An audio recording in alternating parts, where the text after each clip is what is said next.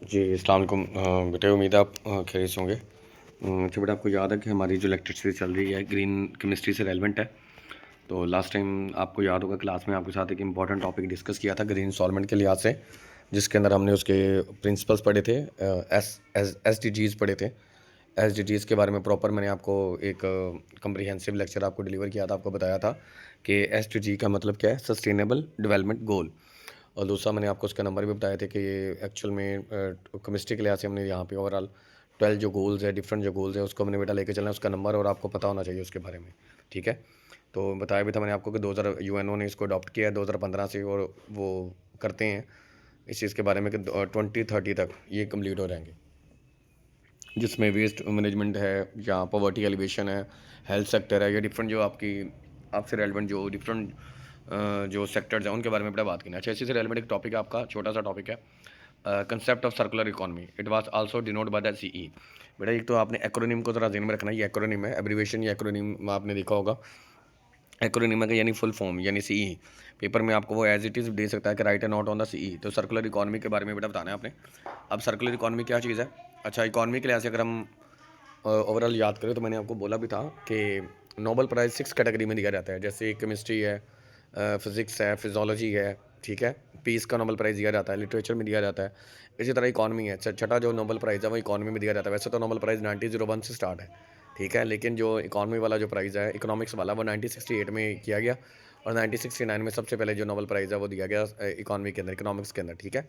अब यहाँ पे इसको लेके चलते हैं। The circle economy is an economy model आ जाता है design to minimize the waste and maximize the resource efficiency, keeping the product material and resource in use as long as possible, unlike the traditional linear economy take make use dispose.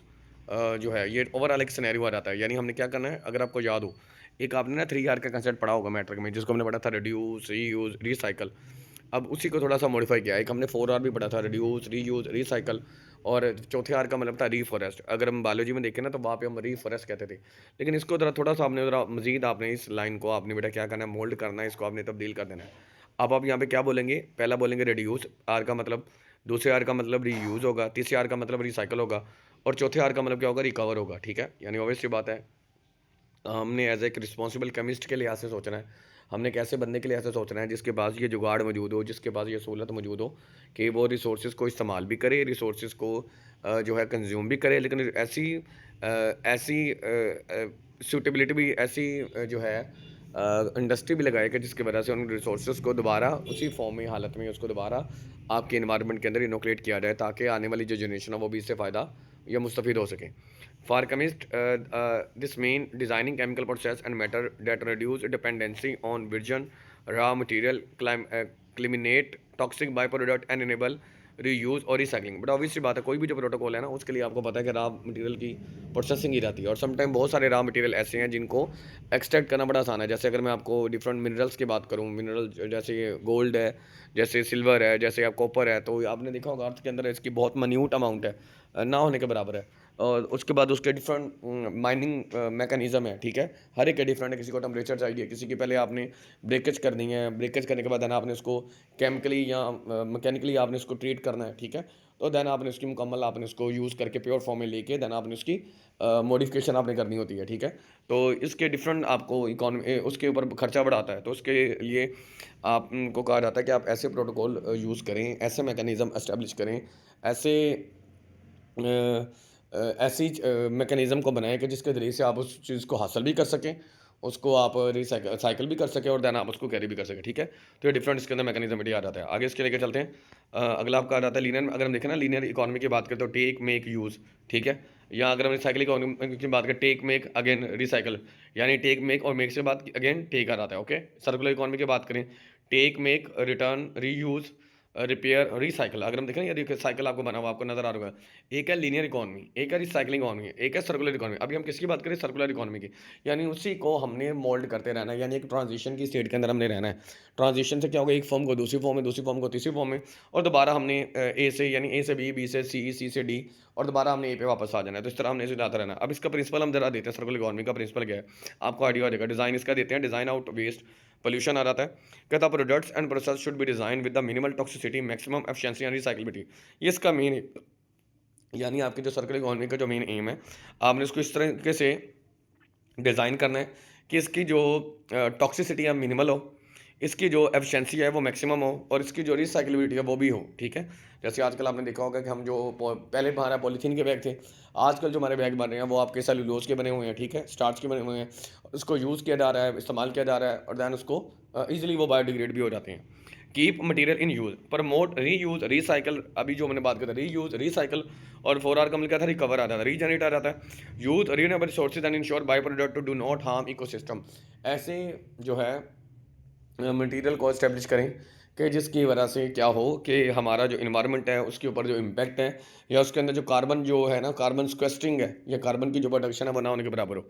उसके बाद आ जाता है हमारा shift from product ownership to services. Chemical and solvent can be shared, leased और recovered instead of discarded आ जाता है। यानी हमें प्रॉपर एक ऐसी मेथडोलॉजी होनी चाहिए कि जिसके ज़रिए से अगर कोई टॉक्सिक मटेरियल भी प्रोड्यूस होता है उसको रिसाइकिल करके किसी लेस टॉक्सिक में या किसी और यूजेबल कंपोनेंट के अंदर बेटा आपने उसको क्या करना है, तब्दील करना है। आगे इसकी एग्जांपल हम जरा देखते हैं, आपको मजीद आइडिया हो जाएगा। केमिस्ट्री एंड इंडस्ट्री के अंदर ऑर्गेनिक केमिस्ट्री आ जाता है एप्लीकेशन। जैसे आपने देखा होगा आपकी केमिस्ट्री की 3 मेजर ब्रांचेज हैं, organic chemistry, inorganic chemistry and then physical chemistry. अब यहाँ पे अगर हम देखें सॉल्वेंट रिसाइकलिंग की अगर हम बात करते हैं, फार्मास्यूटिकल इंडस्ट्री, फार्मा इंडस्ट्री, मैंने आपको बोला था ग्रीक का वर्ड है फार्मा, फार्मा का मतलब ही ड्रग है, फार्माकोन से निकला है ग्रीक वर्ड। फार्मेसी जो है ना, फार्मा जो आपने वर्ड पढ़ते हैं, ये ग्रीक वर्ड फार्माकोन से निकला है और इसका मतलब ही ड्रग है बेटे। कहता है traditional drug senses use chlorinated solvent dichloromethane in C यानी circular economy model. Company now recover and purify solvent using distillation system. Pfizer and GSK ये कंपनीज के नेम है। Reported saving millions of litre of solvent. यानी अगर हम देखें ना कि पहले जो ट्रेडिशनली जो है क्लोरीनेटेड सॉल्वेंट के लिए हम डाइक्लोरोमीथेन को एज आ सॉल्वेंट इस्तेमाल कर, अब क्या हो रहा है, अब जो है प्यूरीफाई किया जा रहा है सॉल्वेंट को, ठीक है, एक्सट्रैक्ट किया जा रहा है ताकि उसको टॉक्सिसिटी कम से कम हो। इसी तरह बायोडिग्रेडेबल पॉलीमर की अगर हम बात, बायोडिग्रेडेबल पॉलीमर अगर हम देखें ना, PLA या PHA, PLA यानी पॉलीलैक्टिक एसिड, PLA का मतलब क्या, पॉलीलैक्टिक एसिड है। PHA या dried from corn starch, corn कहते हैं छल्ली को आप जो खाते हैं, उससे किया जा रहा है। पेट्रोलियम बेस्ड प्लास्टिक है, कहता है these material are recycle and compostable. आ जाता है supporting C by reducing landfill wastage. यानी इससे क्या होगा, अगर हम PLA का यूज़ करते हैं ना, पॉलीलैक्टिक एसिड, तो उसकी वजह से बेटे क्या होगा, या अगर हम PHA की बात करें, पोली आपका हाइड्रोकार्बन जो आ जाते हैं, तो उसकी वजह से क्या होगा, ज़मीन के अंदर आपके जो वेस्टेज है या उसकी वजह से जो वेस्ट वाटर है या उसकी जो आपका जो नंबर है वेस्टेज का, वो उसकी जो खपत है वो कम हो जाएगी। यानी उसकी वजह से वो बायोडिग्रेडेबल प्लास्टिक जो है ज़मीन के ऊपर बोझ नहीं बनेगा। इनऑर्गेनिक इंडस्ट्री में अगर हम देखें तो बेटा ये आपने एग्जाम्पल उसको याद कर लेना, ठीक है। एक सॉल्वेंट का जाता है जिसमें डाइक्लोरोमीथेन का आपने बताना है, दूसरा आपने PLA का बताना है यानी पॉलीलैक्टिक एसिड, ठीक है, उसका बताना है आपने। इनऑर्गेनिक की अगर हम बात करें तो मेटल रिकवरी आ जाता है कि industry use hydrometallurgical process to recover nickel है, कोबाल्ट है, लिथियम है, spend bat from batteries. Company like Umicore आ जाता है, बेल्जियम की company, operate large scale plant that feed recovered metal back into the supply chain आ जाता है। यानी अगर हम देखें ना, पहले एज इट इज़ हमें इंडस्ट्रीज़ के अंदर माइनिंग साइट के ऊपर हमें डिफरेंट मशीनरीज को ऑपरेट करना पड़ता है, फ्यूल की कम्बस्टन है या मल्टीपल और चीज़ें हैं, तो देन हम उसको स्टार्ट करते हैं। अब हम वहाँ पे हम ऐसे प्लांट लगा रहे हैं जो अपने अंदर उन मैटर को ले रहे हैं, देन क्या होगा, वो नेचुरली तौर पर उस प्लांट क्या करते हैं, उन मिनरल को इनटेक करेंगे और देन उस प्लांट को यूज़ करके उसको हार्वेस्ट करके तो हम उसको अपनी जो नीड है उसको हम पूरा कर सकते हैं, ठीक है। तो ये आपका इनऑर्गेनिक से रेलमेंट आ रहा है। इसी तरह कैटालिस्ट रिसाइकलिंग आ जाता है, PGM यानी platinum group metal catalyst use in petrochemical industries. अब यहाँ प्लाटिनम का बड़ा इस्तेमाल है पेट्रोकेमिकल इंडस्ट्री में, एक्सपेंसिव है आ जाता है। In C circular economy model industry recover spent catalyst leach PGM यानी platinum group metal regenerate them Johnson Matthey and specialize in is close. यानी डिफरेंट जो कंपनीज हैं अब वो भी क्या करी हैं, अपनी रेवेन्यू को मैक्सिमम करने के लिए डिफरेंट अल्टरनेटिव जो मैकेनिज्म है, यानी as compare to traditional mechanism, वो डिजिटल और लो कॉस्ट वाले जो लेस एक्सपेंसिव जो मेथडोलॉजीज है बेटा उसकी तरफ आ रही हैं। अच्छा, इसी तरह इंडस्ट्रीज प्रैक्टिस की बात करते हैं, सीमेंट इंडस्ट्री है, मशहूर प्रोटोकॉल है, मिनिस्ट्री का सबसे वाइटल कंसेप्ट है। Company like CarbonCure technology आ जाता है, inject captured CO2 into concrete production where it mineralize strengthen the material and the both reuse waste product and use. यानी कि मैंने इंडस्ट्री में जो CO2 इवैक्यूएट होती थी उसको दोबारा रिसाइकिल किया जा रहा है, उसको दोबारा जो है हम इंडस्ट्रियल मैकेनिज्म का हिस्सा बना के उसको ऐड किया जा रहा है। इसी तरह टेक्सटाइल इंडस्ट्री की बात करें तो एडिडास है, कंपनी का नाम है, ब्रांड आपने अक्सर शूज़ के ऊपर देखा होगा। डेवलप फ्यूचर क्राफ्ट लूप है, shoe made entirely from one recyclable polymer allowing full product recycling into new footwear आ जाता है, तो उसके जो फुटवेयर बन रहे हैं तो वो भी रिसाइकल से बना रहे हैं ताकि जो टॉक्सिसिटी है, ज़मीन की जो लैंड फिलेज है वो कम से कम हो। प्लास्टिक बैगिंग आ जाती है, BSF develop ChemCycling technology mix plastic waste in broken food stock आ जाता है, कहता which re enter production of high value plastic खतर, यानी प्लास्टिक को मॉडिफाई करके उसके अंदर मॉडिफिकेशन ला रही है। इवन के आल दो जितनी भी कंपनीज है वो आ जाता है। इसी तरह की स्टडी अगर हम देखें ना, इंटरफेस कारपेट यूएसए की कंपनी है, इंटरफेस कारपेट की बात करें, take back program where old carpet are collected, fibre are depolymerized into monomer and new carpets are manufactured, these reduce landfill wasted, यानी वर्जन जो है ना पेट्रोकेमिकल यूज है जो इस्तेमाल करना, हमने राम भी इस्तेमाल करना, तो उसकी वजह से क्या होगा, उसका खपत बढ़ेगी। या एप्पल डेजी रोबोट की अगर हम बात करें तो कहता है disassemble old iPhone extracting rare earth metal cobalt from for use in the new devices आ जाता है। एंड रेडी आपने अक्सर देखा इंडिया के अंदर, आपको पता है हमारे तो इधर नहीं आईफोन का वहाँ पे बना हुआ है, जैसे अमेजोन का हमारे इस्लामाबाद में खुला था, तो इसी तरह आपको वहाँ पे भी मिलेगा। तो इंडिया के अंदर पूरी फर्म है इनका, चेन वहाँ पे खुला हुआ है, स्टोर खुला हुआ है, आई स्टोर खुला हुआ है वहाँ पे। तो वहाँ पे उन्होंने ये डिफरेंट अक्सर लास्ट टाइम लॉन्च किया था कि आप अपने पुराने आईफोन दें और नया ले जाएँ, ठीक है। तो मकसद क्या था कि वो जो पुराने थे लोगों ने जो डिग्रेड करे थे उसमें से मेटल को एक्सट्रैक्ट करना है, एक्सट्रैक्ट करके दैन उसको वो दोबारा क्या करेंगे, नई डिवाइसेज में जो है थोड़ी बहुत प्लस माइनस करके सॉफ्टवेयर अपडेट करके या मल्टीपल चीज़ें इनोगुलेट करके तो वो ऐड करेंगे। तो ये हर कंपनी जो है इस तरह की चला, जैसे एप्पल डेजी है, तो ये भी एक रिसाइकलिंग की स्ट्रेटेजी है। इन्वायरमेंट के ऊपर क्या होगा, इन्वायरमेंट को उसका फ़ायदा होगा, ठीक है, कंपनी को भी इसका फ़ायदा होगा, यानी उनको दोबारा वो मैक्सिमम न्यू, ऑब्वियस बात है पुरानी चीज़ आपको जो है कम दामों पे मिलेगी, और जो नई चीज़ है उसके लिए आपको ज़्यादा आपको रिजर्व चाहिए, ज़्यादा रिसोर्सेज चाहिए। नेस्टे की बात करें, फिनलैंड की कंपनी है, कहता कन्वर्ट्स वेस्ट ऑयल आ जाता है और आ जाता है फिनलैंड। अगर हम देखें ना, फिनलैंड बड़ा मशहूर है, अगर हम एजुकेशन सेक्टर में इसका बड़ा नाम है कि आपके जो स्कूल्स हैं मस्टबल अच्छे जो स्कूल हैं जो टॉप है, इनका जो है एकेडमिक सेशन इनका सबसे टॉप के ऊपर है। Convert waste oil and fat into renewable diesel आ जाता है, उसके अंदर तब्दील करना है।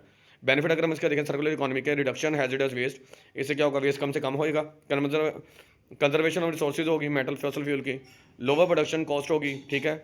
इसी तरह स्पोर्ट एज एंड गोल, यानी स्पेशली SDG 12, यानी ये वाली जो स्ट्रेटेजी है सर्कुलर इकोनॉमी वाली, ये आपके SDG 12 जो है ना, सस्टेनेबल डेवलपमेंट गोल 12, उसको सपोर्ट करें। अगर हम चैलेंजेस देखें, high up front cost of recycling technology might भी, बहुत सारे लोग एंटी भी तो चलते हैं ना कि नहीं करना वेस्ट, कहता need of better product design to allow easy disassembly, इसके अंदर मल्टीपल प्लस, यानी हर प्रोटोकॉल में कुछ ना कुछ जो है एडिशन की ज़रूरत होती है, तो वो भी इसके अंदर मजीद बेहतरी आ सकती है। इसी तरह से लिमिटेड कंज्यूमर अवेयरनेस आ जाता है। इसी तरह some recycle still require energy intensive product, इसलिए बहुत सारे आपके जो इंडस्ट्रीज़ हैं उनमें बहुत सारी एनर्जी रिसाइकलिंग में रिक्वायर्ड होती है, जिसकी वजह से तो वो इन्वायरमेंट के ऊपर इंपैक्ट आता है उसका, ठीक है।